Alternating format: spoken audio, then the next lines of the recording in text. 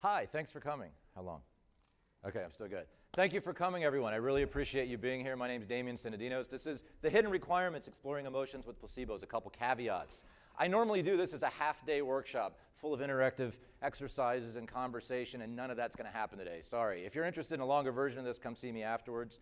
Another caveat is I'm going to go really, really fast. This is intended to be inspirational, motivational, with some practical, pragmatic bits built in for it. So hopefully I can cover all of it, but I'm going to talk like the Micro Machines guy from the 80s commercials. All right, so my name's Damian Synadinos. My company is Ineffable Solutions. If you're on the Twitterverse, there's my Twitter handle. Tweet, take pictures, whatever. My website, contact me. I love to talk shop. Who am I? There's some labels that describe me. First and foremost, I'm a tester. I spent 25 years doing software testing at about 15, 16 companies all around Central Ohio, a lot of different roles and methodologies and industries. So I've got a lot of different testing experience, did a lot of automation. I'm also an improviser. I have over 12 years of improv experience, like Whose Line Is It Anyway that you've seen on TV. I've performed at the Funny Bone Comedy Club here, done a lot of bar prov. I'm a speaker. This is what I do full time. I've been speaking for about 5 years professionally through my company for about 3. I'm an artist. I've been drawing since I was a child. I do a lot of the illustrations for my own deck, not in this particular one. I'm an author. I took a lot of the things I've already mentioned as an improviser and a speaker. I used improv to teach a lot of different topics in my speaking career, and I created a children's book called Hank and Stella and Something from Nothing. And so that's out there. I'm a husband. That took me 2 tries. I'm a father. I also did that twice. What are all these? I'm a lot of different things, but these particular labels all have one common theme. They all regard emotion. As a tester, I have to be very careful how I approach developers. If I find a problem or a bug, I have to consider their emotions when I'm presenting potentially bad news. As an improviser and a speaker, I'm oftentimes on stage trying to persuade the audience through emotion, affect them and connect with them emotionally. As an artist and an author, I'm trying to connect with people emotionally through the written word or through pictures I draw. I might not even be in front of them face to face, but I'm trying to connect with them on some emotional level. And as a husband and father, clearly I have to deal with my wife and kids differently on different emotional levels. And all of us have many different ways that we've used emotions our entire life. Now I'm going to talk today about emotional considerations in software, and I'm not an expert. What is expert anyway?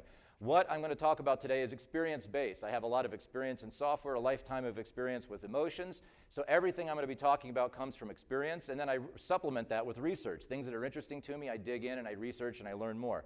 Today I'm going to talk about experience-based, research-supplemented information that I found useful to me, and hopefully if your context is similar enough, you might also find it useful to you as well. So, why are we here? Not rhetorical. Why are you here today? Tell me, why did you choose this session? Are you in the wrong room, perhaps? That's okay.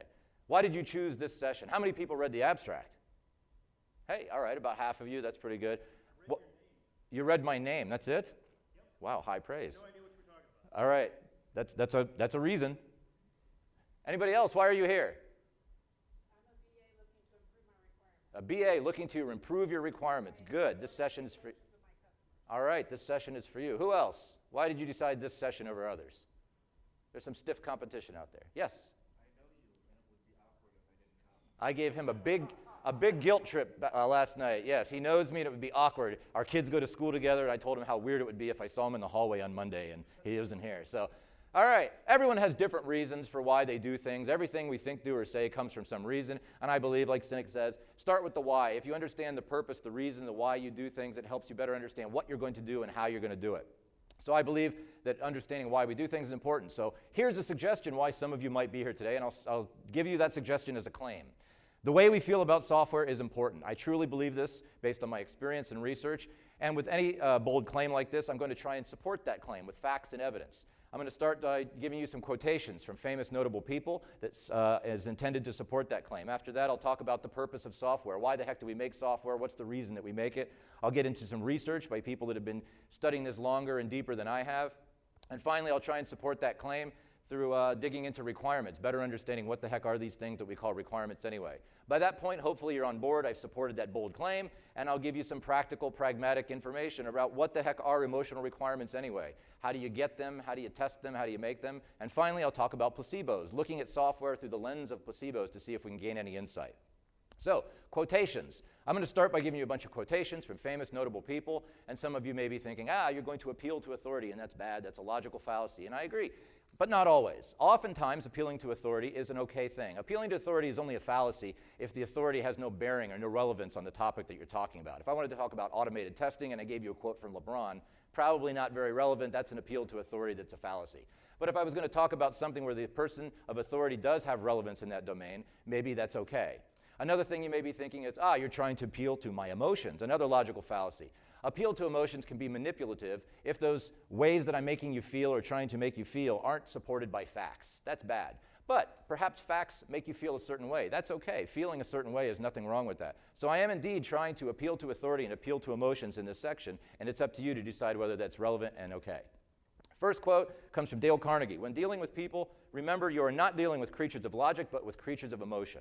I find this to be very true myself. Now, growing up, I always wanted to be Spock or Data. I really thought that, boy, wouldn't it be great if I could just function completely on logic and reason and take emotions out of all the equations. In fact, that would be a horrible thing. Radiolab, anybody ever listened to that podcast series? Wonderful series. If you haven't heard of it, go look it up. There's one episode that talks about the importance of emotions in decision making. And they have a case study about a guy who had a brain tumor. And he went in, he got the brain tumor taken care of, and once he recovered, he returned to his normal life. Almost. What happened is when he got the brain tumor removed, it also affected his ability to feel, perceive, or emote emotions. He had no emotional response to anything anymore. So what? So great. Bad. He found that life was almost impossible. He had paralysis analysis. Even simple type activities. If somebody gave him a piece of paper at work and said, "Can you sign this?" and he looked down at the desk and saw a blue pen and a black pen, he'd say, well, the blue pen ink might stand out better against the black writing on the paper. But the black pen is very close to me. But the blue pen has more ink. But the black pen has the cap on it. I'd have to take it off. And all of these logical things were going through his mind, and he was unable to make simple decisions like choosing a pen to sign a document. He said going to the grocery store and trying to choose which cereal to buy was impossible. All the different boxes and caloric content and ingredients, he could never even decide which cereal. And in fact, there's been a lot of scientific studies from neuroscience that say that emotions, to some degree, usually a large degree, affect the way we make decisions. So actually, Dale Carnegie was very correct. We are dealing not with creatures of logic, but with creatures of emotion. Now think about how that plays out to your users. The people that use software, they are creatures of emotion, so that's pretty important. Here's another very famous quote. Maya Angelou famously said it, but it's a very old quote from 1971. I've learned that people will forget what you said, people will forget what you did, but people will never forget how you made them feel. I find this true to be myself. Oftentimes I'll be recounting some story between me and friends. Do you remember that time 15 years ago we were in that car trip and a road trip and we went to Kings Island and they say, oh, we were going to Cedar Point. Oh yeah, that's right. And then Joe told that funny joke about the castle. Well, it was a joke about I don't remember the details, but I remember how hard I laughed. So I don't necessarily remember the details of the story, but I remember how it made me feel. And this I find to be true, and other notable people also find this to be true and very important. People have taken this particular quote, this idea, and made it the cornerstone of their entire business. People like Richard Branson, the Virgin Group founder. He says, customers shouldn't think of your business as a place to buy a product or use a service. It should be a fun place to be. He cites that Maya Angelou quote and that idea and says that his company is built around that idea. And if you know anything about Virgin, it is a very fun place to work. It's a fun product. It's a fun thing to use and buy. Another person that cites that quote as being central to their business is Howard Schultz, CEO of Starbucks. He says, Starbucks has a role and a meaningful relationship with people that is not only about coffee. Success is very shallow if it doesn't have emotional meaning. He talks about the first time he visited a coffee shop overseas in Italy. He says, I was out of my mind. I walked into the shop and saw a symphony of activity and the romance and the theater of coffee. Coffee was at the center of conversation and the sense of community. That's what spoke to me, and that's what I wanted to bring back. It just so happened that a coffee shop was the way he brought back this feeling. And I think by some degree, with some measuring stick, it would be reasonable to say that Howard Schultz and Starbucks are successful people and successful companies, and part of their success is owing to the fact that he placed so much importance on emotions. Another person that says emotions are important, George Blankenship, Tesla, Apple, we're not selling you anything. We just want you to feel differently. When you leave the store, emotionally engage the customers. Don't transactionally engage them. I particularly like this quote because he talks about emotionally engaging people over transactionally. As we build software, software is intended to do something or be something, features and functions, and we're often thinking about building software in terms of transactions. If this, then that. If so, then what? But if you think about the emotions, it's very, very important. Another person that cites emotions as important is Debbie Fields from Miss Field Cookies. I've never felt like I was in the cookie business. I've always been in a feel-good feeling business. My job is to sell joy. My job is to sell happiness. My job is to sell an experience. She really beats this idea to death, that it's not about the cookies. It's about the feeling and the experience and the joy that she's trying to provide people. So I've beaten this enough too. What is the point? Successful businesses and people, to some degree, by some measuring stick, recognize the importance of emotions. I think that importance of emotions is important in software as well. Next section, purpose of software. All right, so what is the purpose of software? Now, the purpose is a little misleading. If you're familiar with causality and cause and effect, it's never a one-to-one relationship, never a one-to-many. It's always a many-to-many. There's always many reasons or causes that other things happen. So the purpose is kind of misleading. It's probably more accurate to say a purpose of software. Software exists for many different reasons, but what I'm trying to seek out is a primary purpose among others. Another kind of vague term here is software. What the heck does software mean? There's all sorts of different types of software: application software, system software, software that makes other software. So what am I talking about? I'm talking about the highest level umbrella software. Is there a purpose, a primary purpose of software that applies to all software? Every piece of software, no matter if it's a video game, to monitor your heart rate, doesn't matter. So that's what I intend to go into in this section. So specifically, in some set of specific circumstances, the answer is infinite. There's infinite reasons that software exists. Perhaps software exists primarily to sell sweaters, or allow someone to organize a spreadsheet, or perhaps land planes, or help planes take off, or monitor your heart rate, or save Princess Toadstool. There's infinite reasons with some particular set of circumstances that software exists. So that's not very satisfying to me, just the infinite reasons. I wanted to dig deeper. I found better answers. More generally, software could be said to organize information. This was one of Google's intended mission statements, to organize the world's information.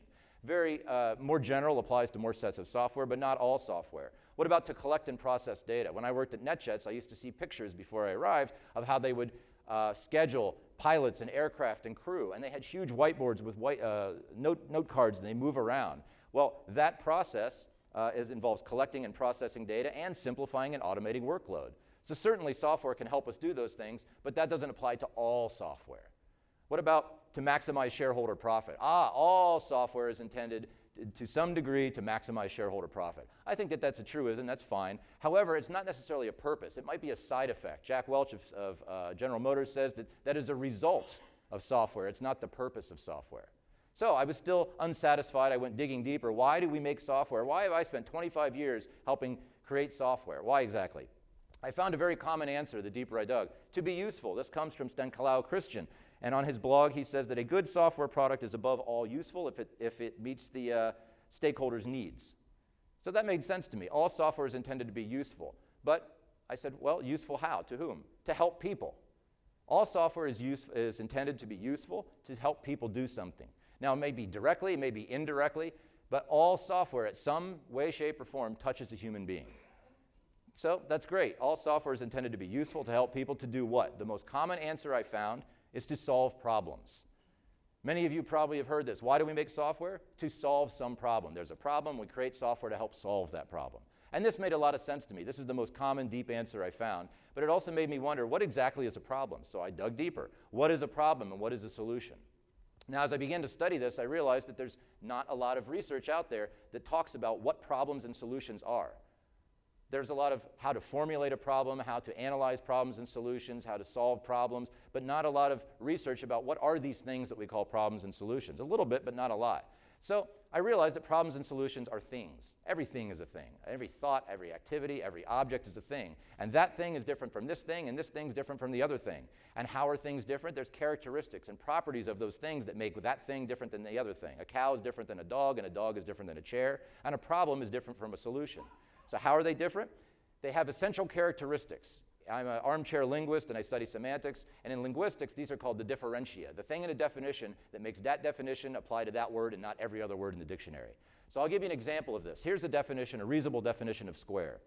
Square is a figure with 4 equal straight sides and 4 right angles. Those are the sufficient and necessary characteristics of a square. If something, and you're just like, can I call this thing a square? Say, does it meet these essential necessary characteristics? So this is a square. Why? Because it does have 4 equal straight sides. It has 4 right angles. It's reasonable to call this thing in the middle of the screen a square. What about this? It's also a square because size is not an essential characteristic of square. You can have different size squares and it doesn't stop being a square if it meets all the other essential characteristics. That's a square because color is not an essential characteristic. That's a square. You can also label it diamond, or you can call it a square at a 45-degree angle. It still meets all the essential characteristics. Not a square. It violates some of the essential characteristics. Has 2 sides that are not equal to the other 2 sides. Not a square. It doesn't have enough sides. The angles are all wrong. Definitely not a square. It's unreasonable to call those last 3 figures squares because they violate the essential characteristics. So that example is to bring it back to problems and solutions. What is a problem? What are the essential characteristics of a problem that makes it a problem and not a cow or a chair or a solution? A problem is an undesirable state that differs from some desirable state. Say you have some particular thing, you say, oh, I don't know if this is a problem or not. Ask, is it an undesirable state to somebody at some time? And is that state different from some desirable state? If so, then I think it's reasonable to call it a problem for that person at that time. But if you ask that person, hey, is this a problem? And they say, oh, no, I'm okay with that. Then it's probably not a problem to them. What about a solution? Just flip it around. A solution is a desirable state that's different from some undesirable state. Sometimes you have some problem and somebody says, here's the solution. And you look at it and you say, that's no more desirable than it was before. It's still undesirable to me. Perhaps that's not reasonable to call that a solution. Now, these are very relative. My joke about what's the fastest way to resolve a bug, a defect? Common answers I get are people say, well, instead of entering a tester will say, instead of entering a ticket in the system, walk over to the developer and tell them directly. It's much faster. Some people say, if you have the skills and permission and authority, fix it yourself. That's the fastest way to resolve a defect. My way is tell it to somebody that doesn't care. That changes the relationship. All of a sudden, it's not a problem to them. Poof, it's not a bug anymore. It's just information. So, obviously, this is very relative, depending on who, what, when, where. But what's interesting to me is problems and solutions are very tied to emotions. It's moving from an undesirable state to some desirable state. So why are problems and solutions important? Again, because emotions are an essential characteristic of problems and solutions, and a purpose of software, to be useful. How? To help people. Help people do what? To solve problems. Why? What are problems? To affect emotion. So all software is intended to be useful, to help people, to solve problems, to affect emotion. Doesn't matter what type of software, application, compiling software, heart rate, at some point it's useful to help a person solve a problem which affects their emotions, because you can't have problems or solutions without affecting emotions. Now, as a tester, I like to test my ideas. So I thought, okay, I think I've come to a logical, reasonable conclusion that a purpose of software for all software is to affect emotion. Is that always true? And I found unless you have this very specific set of circumstances, unless it's a monopoly or necessity. Let's say I make some product or service, or you make some piece of software, and I'm the only place you can get it. I'm the only person that makes it in the entire world, and you absolutely positively got to have it for some particular purpose. I don't really care about your feelings. I can jack the price up, I can control availability, but I also don't care how you feel, because I'm the only place you can get it, and you got to have it. And if you have to accomplish this particular goal, then it's necessary, and I'm the only place, so I don't care how you feel. But if either of these things is not true, all of a sudden emotions become very important again. What if I'm the only place that you can get something, but it's not necessary? It's just a nice to have. It's desirable. Well, if it doesn't make you feel the way that you want to feel, if it makes you feel sad when you use this product, I'm the only place you can get it, well, then you say, well, I don't really need it. It's not necessary. What if there's something that's absolutely positively necessary to achieve some goal, but there's a lot of different places you can get it? Certainly you can go with availability and cost, but also emotions play a part. You might go with the product or solution that makes you feel the way you want to feel. So if it's not a monopoly and a necessity, again, emotions are very important. A purpose of all software is to affect emotion. Next section, research. Now I'm going to do, again, appeal to authority with people that have been studying these ideas for much longer and deeper than I have. One thing that I found from a 2014 paper, Modeling Emotional Requirements, there are few studies in the literature that specifically address the relation between emotions and software. Sadly, I found this to be true. This is an area that's not very well researched, not very well understood. There's two main areas that people do research in this: video games and healthcare industry. People that make video games, those aren't necessary, those are nice to have. So they understand that emotions are very, very important if people are going to buy their video games. Another thing is healthcare. Certainly, any type of healthcare software has to function and perform to specifications as expected, but it also has to make the doctors feel a certain way, because doctors are very, very, have a lot of empathy for their patients. A doctor's main purpose is to take care of their patients, and therefore the software should help them with that goal. So here's just a handful of the studies that I researched. I'll be glad to hand out these if you're interested later. The earliest paper I could find from 1989, and all of these papers seem to build on one another. There's not a lot of new research. New research builds on older research, which is not uncommon. But from 2005, a paper, Is Emotion Relevant to Requirements Engineering? They said, we argue that emotions are just as important and valid as factors affecting requirements as any other traditional factor, including function, performance, cost, user interface. These are all types of requirements that we're familiar with. Has to cost this much, has to act this way, be this way. But emotions, they say, are just as important. Another paper from a year later, Emotional Requirements in Video Games. Again, this comes from the video game industry. They concluded that the induced emotional state is the most important deliverable requirement. Any functionality that exists only to further that emotional goal. And they go on to say that the emotional requirements can actually influence whether the software is embraced or rejected by its users. And this comes from a white paper study and test that they did. So, if you buy into that idea, what do? Back to that 2014 paper, they say one way to produce better systems is to explore the user's emotions, to uncover the hidden requirements that may otherwise be ignored. Now, I like this quote for a couple reasons. One is it has the words hidden requirement. I had actually named my presentation before I came across this quote. I'm like, hey, we both call them hidden requirements. In my extensive software testing career, these were not the type of requirements that I ever focused on, that I ever concerned myself about, that our teams or our company ever really focused on. So they were very, very hidden. So I like that they also call them hidden requirements. Another reason is because it talks about ways to produce these better requirements by exploring users' emotions. And I'll talk about that in the second half when I talk about practical, pragmatic tools that you can add to your belt to explore users' emotions. Here's an example until then. This comes from a hugely titled paper, Adopting Information Technology as a First Step in Design, Lessons Learned from Working with Brazilian Social Volunteers. So here's the summary of this story. A group of Brazilian social workers had this software and it helped them do their job, and they hated the software. It was not going well. The Brazilian government contracted a new group of developers and said, hey, make new software that works better.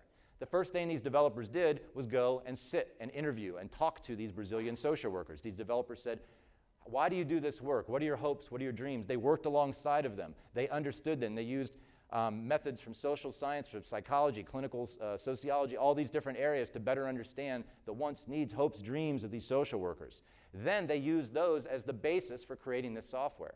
They said that developers recognized that volunteers were motivated not for money or for advancement, but for their own satisfaction. This was core to the software.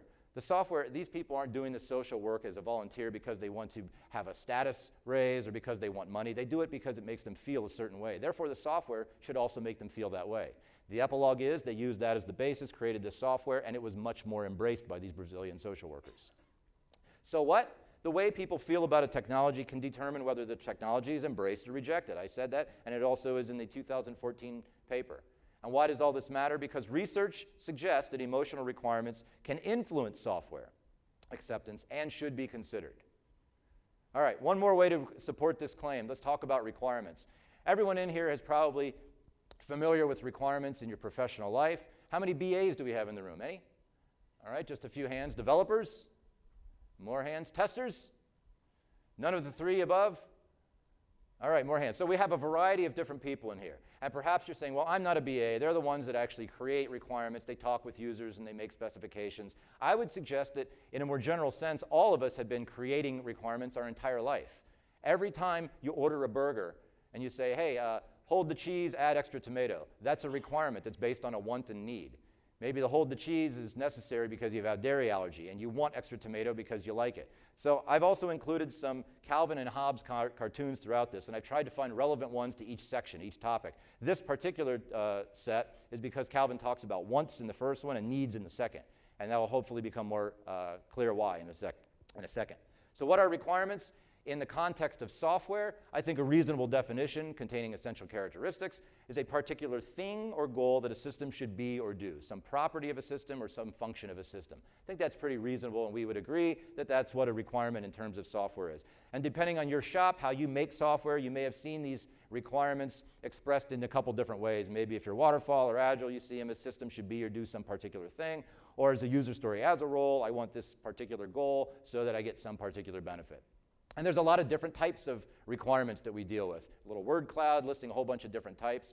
But what are requirements more generally? Again, abstracting further up. A requirement more generally, again, I've looked at Oxford English Dictionary, Cambridge, Merriam-Webster, I've talked to people, I've read blog posts, and I've taken all these different definitions and boiled away all the chaff, and I've come up with the essential characteristics. A requirement is essentially something that's wanted or needed. It's as simple as that. The word requirement comes from the old French word requere, which means to ask, plead, or beg for something. The suffix ment, meant, is a product or a result of something. So the original idea behind requirement was the product or result of something that is asked for. That's the original meaning of requirement. Today, I think it's reasonable to say it's anything that is wanted or needed. Great, but what is a want? A want is simply something that is desired, and a need is something that is necessary. So, if a requirement can be one of these two sub-things, a want or a need, why is that important? Here's a picture you may have seen before. Uncle Sam pointing at you, I want you. A little history of it, it's the artist is James Flagg. A little trivia fact, that's him. He used a mirror. That's the artist's own likeness. It was created in 1917 for the cover of magazine Leslie's Weekly. And what most people don't know is 3 years prior, this poster came out. James Flagg actually copied this. This is Lord Kitchener, British Lord Kitchener, and this was for a British magazine 3 years prior. And it says, the one on the left says, I want you. The one on the right says, your country needs you. Now, certainly James Flagg, as he was creating Uncle Sam, used artistic license. He made brighter colors. He put a different type of hat and different facial hair, and he made him pointing in a little different way. But what was also interesting is James Flagg decided to change the words. He didn't put, your country needs you. He didn't put, I need you. He decided to change it to, I want you. Now, there's been a lot of analysis over these two posters, comparing and contrasting. And I would ask you, the other non-rhetorical question, do these posters, are they different? And if so, how? Do they make you feel differently? Yes, I see a hand. The needs is more passive, okay?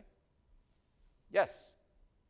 I feel like if need puts a requirement on you, it's more of a, I have to do this, but I want you makes me feel desired and thus more eager. So need is more of a requirement. It's something you have to do, and want is more desirable, something that you desire to do. Good. Anybody else? Yes? The want is much more emphasized than the need as well. The font size. Okay, good. The want is more emphasized through font, that artistic license there. Yes. Other opinions, suggestions? Yes? I feel like the need is very urgent, and I might be like resistant of the urgency, whereas want feels like I have a choice in the matter and might be more willing to. So need is more urgent, and want feels like you have free will, some agency in the decision. Great. I see a lot of hands. I'll take a couple more. You. Yes, you. The finger pointing with Uncle Sam is kind of pointing, the way he's kind of almost pointing down in a way, like he's the greater ideal that you're rising up to. Mm-hmm. So the way that Uncle Sam is pointing is a greater ideal that you want to rise up to. Okay. Yes, sir? Right, looks like he's got a punch. Okay. Yes. Any others? So I'll jump to this.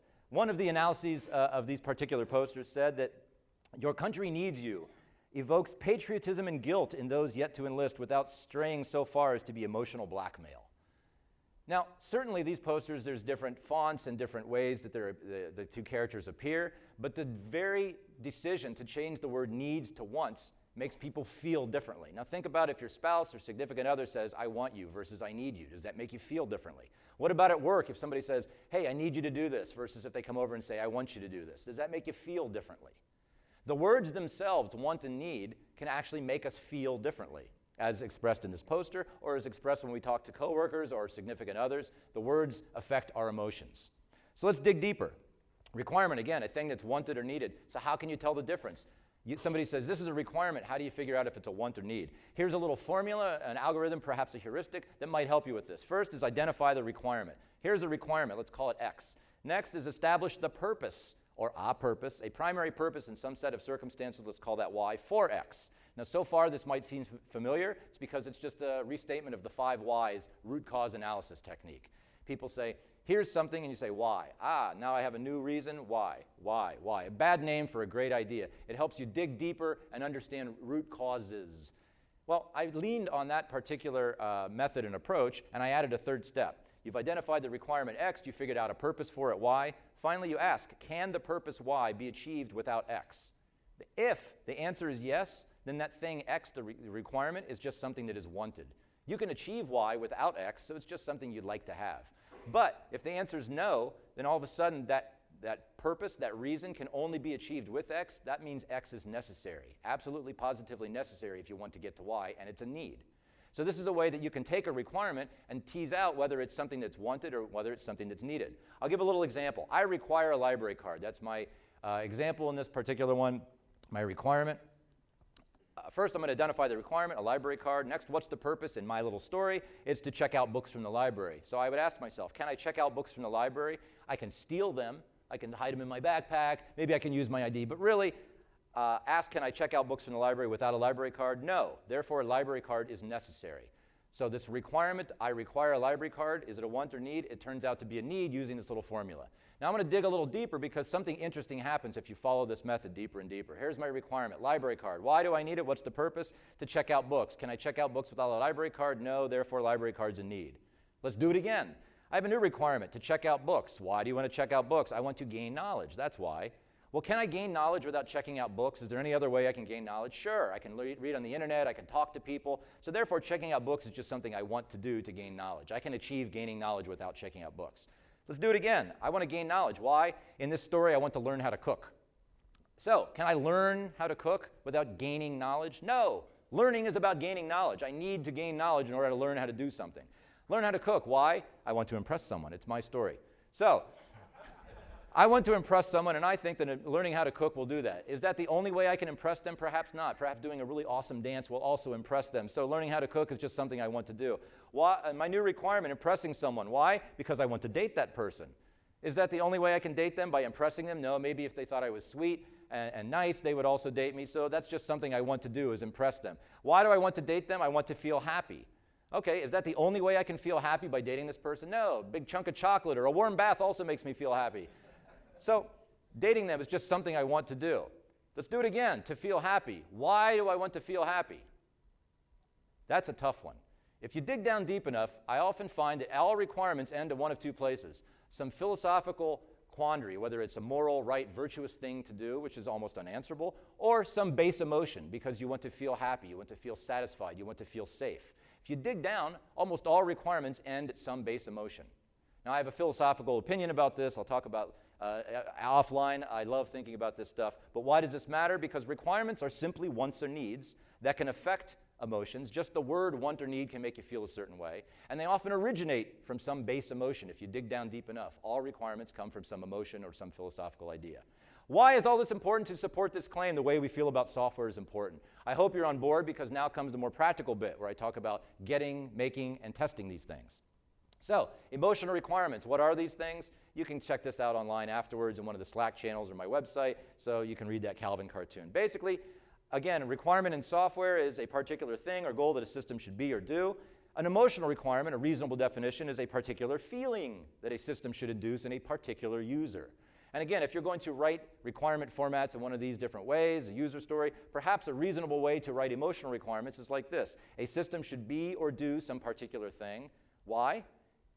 Inducing some particular feeling in some particular role. As a role, I want goals so that it induces some type of feeling. These are reasonable ways. If you say, boy, I like this presentation, I think that focusing on emotional requirements is important, and I'm going to bring it back to my particular shop, these might be some ways that you can suggest to format these emotional requirements. So, one thing you need to consider is what feeling. What emotion do you want to induce in that particular user? These are the 8 basic emotions created by Robert Plutchik, expanded by Paul Ekman. Now, this is useful. If you say, all right, when the user does this thing, it should function this way, it should perform this way, this many people should do it at the same time without degradation in system performance time, and it should also induce some feeling. What feeling? Maybe it makes them feel joy, or maybe it makes them feel trust. Now, these are 8 base emotions, but this is not a very good vocabulary. Wittgenstein said, the limits of my language is the limits of my world. The better your vocabulary, the more you'll be able to express yourself and your ideas.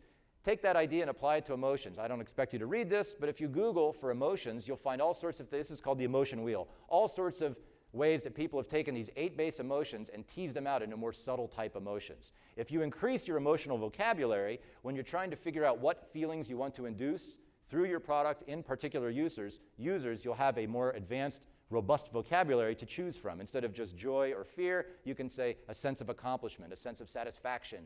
All these different words can help you better figure out how you want to make your users feel.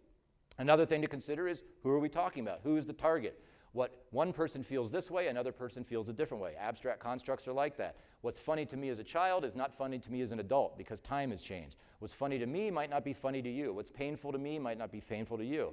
Quality, bugs, and feelings are all abstract constructs that are relative to some target or some particular person. So when you're thinking about feelings in your software, think about who are you talking about. Finally, what's the context? Think about all the circumstances surrounding the person using your software. Perhaps if we said, all right, when the user does this in the software, we want to evoke a sense of satisfaction. But what if the person just won the lottery? It's going to be pretty easy for our software to evoke satisfaction. But what if the person's dog just died? Maybe it's going to be more difficult for us to evoke satisfaction through our software. So that's a part of the context. Consider these different things because it matters. Finally, let's get into getting emotional requirements, making them, and testing them. Getting, this is for if you are in charge of creating requirements. How do you get them? These are just a bullet point list. Again, each one of these could be days of workshops and research, but I'm just going to give you a bullet point list so that hopefully you can put them in your tool belts and start to research and learn on your own. A lot of different ways to get emotional requirements. One is simply interview and discuss things with people. Again, this is what those developers did with those Brazilian social workers. They went and worked alongside of them, but they also interviewed them. They discussed things. What do you want the software to do? Why do you do this job? How does this job make you feel? Now, if you want to start bringing emotional requirements to your shop, it behooves you to learn more about how to do a proper interview.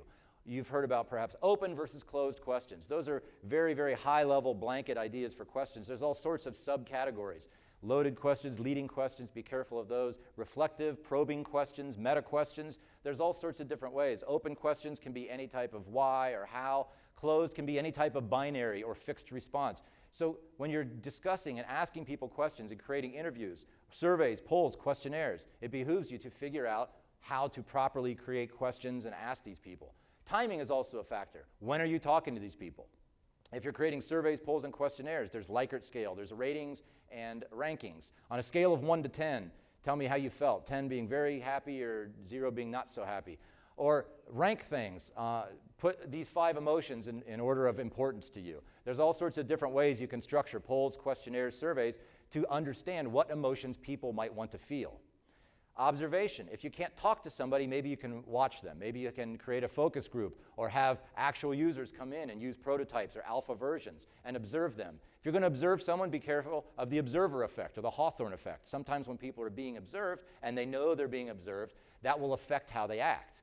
There's ways around that. There's ways to mitigate that risk, but beware of that. Personas. Maybe you can't get to your users. You can't send them questionnaires. You can't talk to them face-to-face. You can't observe them. You can use personas. If you're not familiar with personas, these are essentially made-up users based on estimated or real data. You can say, well, we know that this is the demographic that will be using our product. Here's where they work. Here's how many kids they have. Here's where they live. Here's their hopes and dreams. And you can use that to create emotional requirements. Say, if this is the person, we can't talk to them, we can't ask them questions, we can't observe them, but we know this is the type of person that will be using our product. Think, what type of emotions do we want to induce in that particular role? Others, there's ethnography, again, coming from the social sciences, psychology, sociology. UDUM, that's underlying discourse unveiling method. That is a specific method used by those developers that worked with the Brazilian social workers. Again, these are come from other areas, other domains, but they can often be used to help you establish and get emotional requirements. So you're talking to your users, you're meeting with them, you're sending questionnaires. How do you track all this? Something called the usability matrix of emotions. Think about a chart on down the left-hand side is all the things that your system should be or do, and along the top are all the emotions that it should induce in different users. You can use that to say, when the user does this function, we want it to make them feel this way, that way, and the other way. If the system performs in this way, the user should feel this way, that way, and the other way. And you can use this spreadsheet to help you track all of these emotions.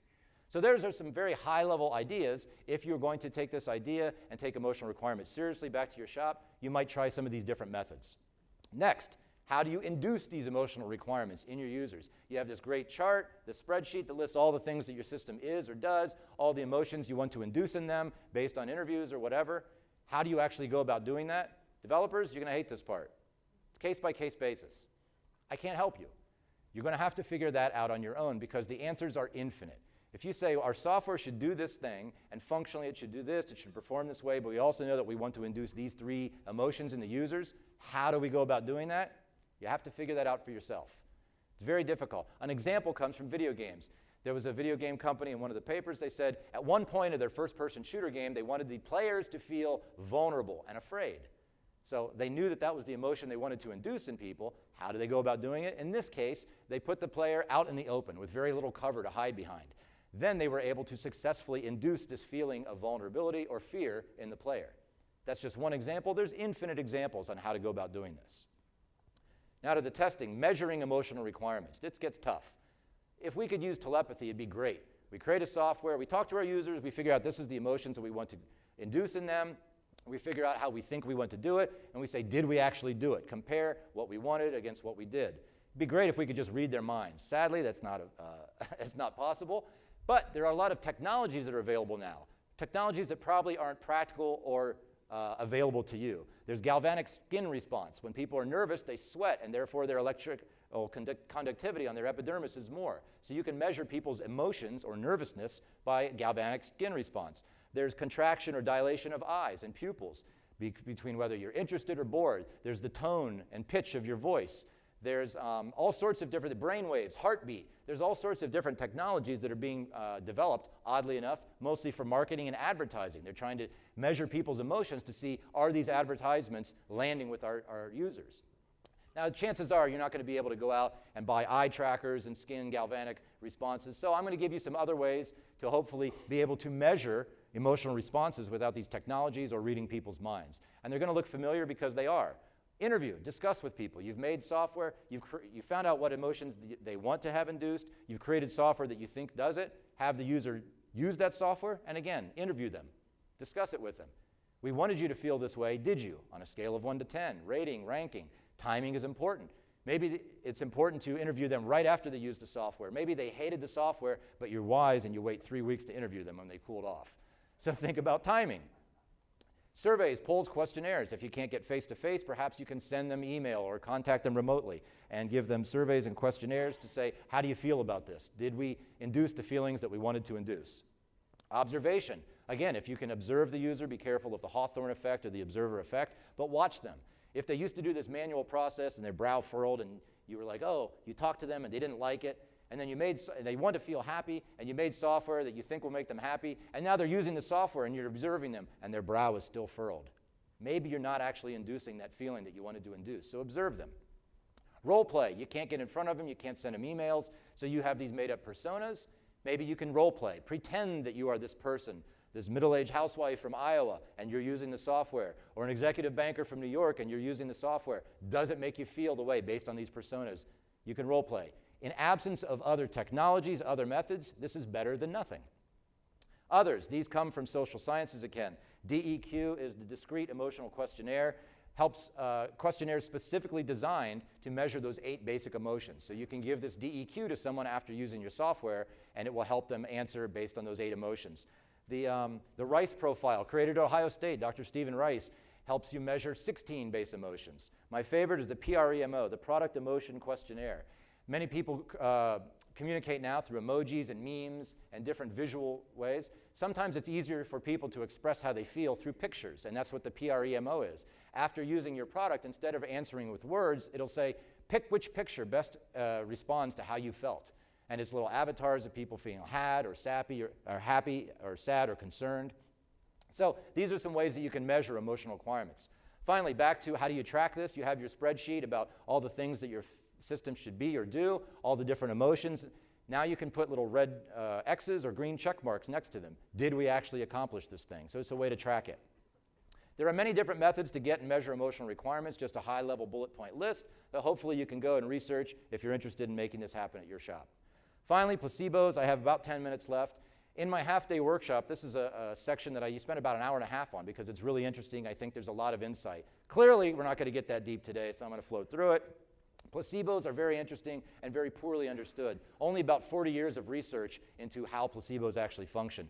Again, it comes from Latin, placare, which means to placate or to please. Back in medieval times, when somebody died, there'd be people at their funeral, mourners. There was also hired mourners. They would hire people to come in and sing Psalms 116, and they would sing this and mourn. But people understood that they're not truly mourning, they're just hired, and their emotions were fake, so they were called placebos. That's where the term comes from. So even the original idea of the word had kind of a negative connotation because these people aren't really expressing sadness or a real emotion. It's a fake emotion. So what is a placebo understood to be today? It's anything or procedure that's intended solely for mental effects, emotional effects, but purports to also have and may actually result in physical effects as well. The part in the parentheses there is the spooky part that scientists and doctors don't quite understand. How do placebos actually make people better? Not just feel better, but actually make people better. The mind is a powerful thing. And again, if I had longer, I'd get into it because it's extremely interesting. But what I'm interested in is the placebo response, a beneficial physical effect seemingly caused by a placebo, but can't be attributed to any physical properties. The nocebo is the opposite. Think of a voodoo curse. I put a voodoo curse on you, and the person's like, oh, since I got this curse, I feel so much worse. So it's the opposite of someone feeling better with a sugar pill. These are mental responses or emotional responses. So 3 different ways that placebos are primarily used. One is clinical. There's all sorts of interesting studies how many doctors will prescribe placebos unknowingly to their patients. Patient comes in with some complaint or some concern, and the doctor checks them out, and they say, all right, take this pill. It should make you feel better. It's not a lie. Is it ethical? There's all kinds of studies that are interesting about that. But oftentimes, doctors will prescribe placebos to patients to placate, to make them feel better. Another way placebos are used, experimental, to control. They're the FDA's double-blind randomized study. Your drug, before it can be marketed and brought to the public, has to pass a double-blind randomized placebo test. Finally, the one I'm interested in is conditioning, helping someone get accustomed to a set of circumstances, to appease someone. Dr. Ellen Langer, Harvard psychology professor, says that we want to feel that we have control over our world. It's a desirable state. Certainly, we don't want to feel like we're a feather on the breeze without agency. We want to have an idea that free will, and sometimes that's true. We actually do control our world, but oftentimes we don't, but we want to feel like we do. So here's some examples of that. Thermostats. Did you know that oftentimes a thermostat on the wall of your office place isn't connected to anything? There's millions of these things around the world that are just fake. Why are they there? Because they make people feel a certain way. It gives them this sense of control. Other examples, street crossing buttons or door closing buttons. Again, many interesting studies that these aren't connected to anything. What's even more bizarre is after you tell somebody, hey, this street crossing button isn't connected to anything. Now, we just saw you press it, and they'll wait, and the person will be back the next day, and the researcher's there, and they'll see the person press the button again, and they'll come up and say, we told you yesterday that this doesn't do anything. Why'd you do it? And they say, just in case. It's amazing how much people want to feel that they have agency and control over their world. What about progress bars in a context that we're more familiar with? Oftentimes, those aren't connected to anything, and if they are, they're probably not very accurate. Refresh and save buttons in our constantly connected world. Things are often auto-refreshed, auto-saved. There was an application online called Sketch that allowed people to draw things, and they had a little save button. Well, after some version, they implemented auto-save, so it was constantly saving, and they took the save button away. People went crazy. They're like, I can't save my work anymore. And they said, no, it's auto-save. People hated it. So you know what they did? They added back a fake save button. It's not connected to anything, but people are like, whew, thank you. Feel much better now. And people are clicking on the little save button that doesn't do anything. These are placebos. Finally, if you have kids, and your kid falls down and it hurts their knee, ow, ow, ow, you kiss it, much better. That's a placebo. So these are examples of placebos that have only one intended effect, to evoke emotions, give someone a feeling of agency or control.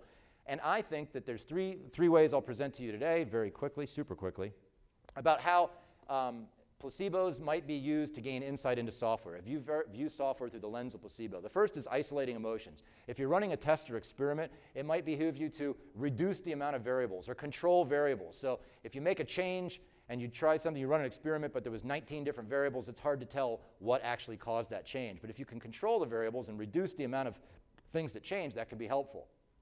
So if you have a piece of software and it has some feature or function, something that it does or something that it is, and it's also supposed to induce some particular emotion, what if you imagined that that particular feature or function only evoked that emotion? It didn't actually have the feature or function. It didn't do anything. It was a fake save button. So sometimes imagining that some function or property is just a placebo, just intended for emotional effects, helps you better consider the intended emotions that it should induce.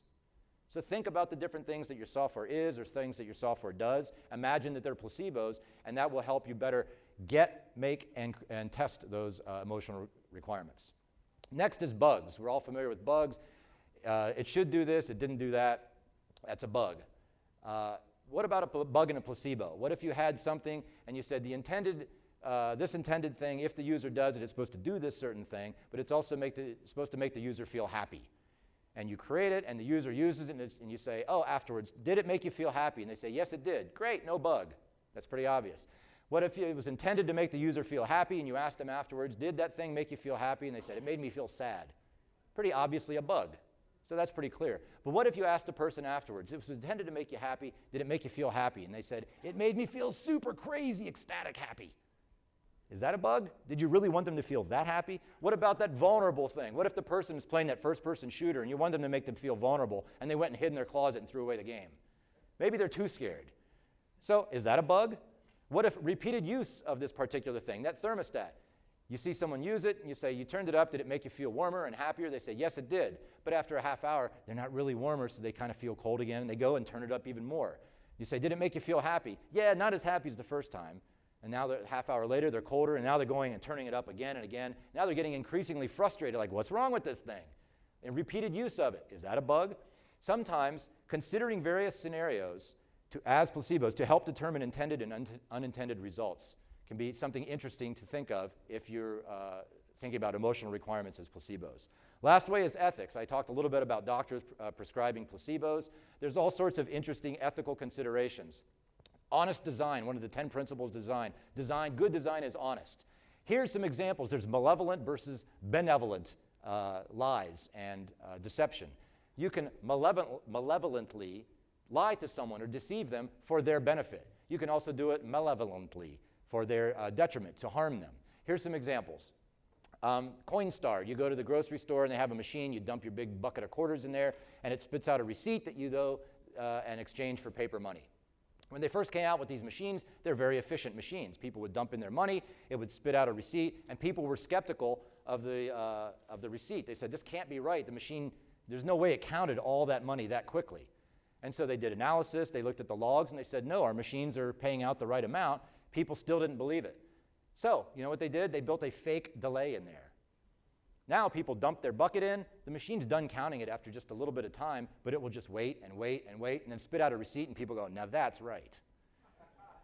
That is benevolent deception. They're intentionally deceiving their users for their benefit to help them feel a certain way. Another example closer to home is Netflix. When you go to see recommended movies for you, it's based on all your previous choices. Well, there's sometimes a chaos monkey or actual outages that will take an entire node down, and that node affects you, and it can't access the database to see what are your preferred movies. So you know what it does? It doesn't report an error saying, sorry, we can't tell you what movies we recommend. It will give you generic recommended movies. You probably don't notice. You're like, well, that's a little off. I don't watch these types of movies. But that's a benevolent deception.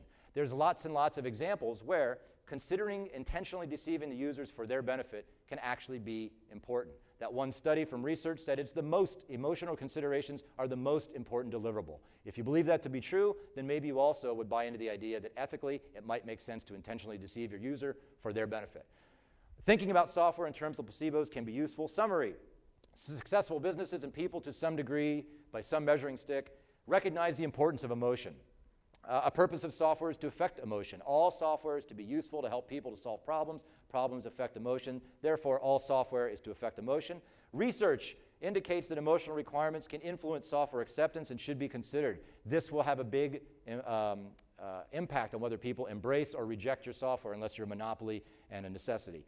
Requirements are simply wants or needs. The words themselves can make you feel a certain way that can affect and often originate from very base emotions. There are very many methods to get and measure emotional requirements. I encourage you to take those bullet point lists, go read, research, learn on your own. And if you're serious about taking emotional requirements, emotional considerations in your shop, learn about these things and bring them to your coworkers. And finally, thinking about software in terms of placebos can give you insight. It can be useful. The way we feel about software is important. I hope I've proved that and given you some inspiration and practical ways that you can take this back to your office.